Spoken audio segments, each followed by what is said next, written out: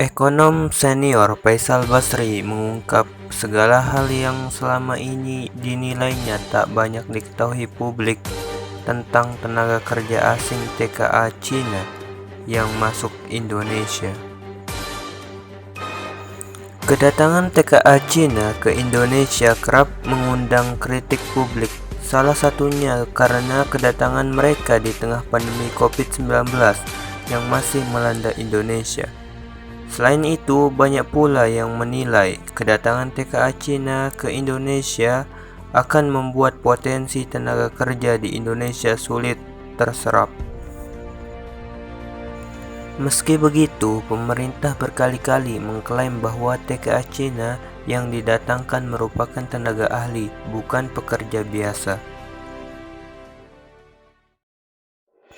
Klaim itu ditampik Faisal Basri, ekonom lulusan Universitas Indonesia itu, kemudian mengungkap rata-rata gaji TKA Cina di Indonesia yang dari nominalnya bukan gaji seorang tenaga ahli. Apakah mereka tenaga ahli? Ya tidak, gaji mereka itu 17 juta sampai 54 juta, sebut Faisal Basri dalam diskusi virtual bertajuk Waspada Kerugian Negara dalam Investasi Pertambangan yang disiarkan di kanal YouTube Core Indonesia pada 12 Oktober 2021. Jabatan mereka koki, pengemudi eskavator, truk derek, forklift, manajer gudang, ahli statistik, montir, dan operator.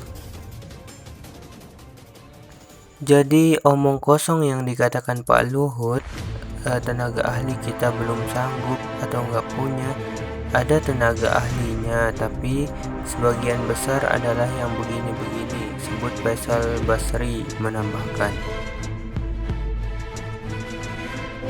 Selain itu, Faisal Basri juga mengungkapkan jumlah TKA Cina yang datang sebetulnya lebih banyak dari yang diketahui masyarakat. Faisal Basri menampilkan data bagaimana selama pandemi COVID dari bulan Juni 2020 hingga Agustus 2021, TKA Cina yang masuk di Indonesia jumlahnya rata-rata ribuan setiap bulan. Totalnya yang masuk adalah kalau dari Juni 2020 9.830 TKA Cina, kata Faisal Basri. Sebagian besar mereka tidak pakai visa pekerja, tidak bayar iuran yang $100 dan macam-macam itu. Tentu saja kalau pakai visa turis, ia tidak dikenakan pajak atas pendapatannya, ucap Faisal Basri lagi.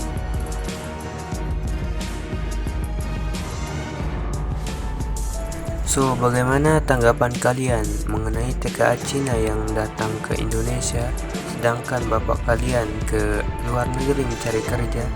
Silahkan baku hantam kalian di kolom komentar.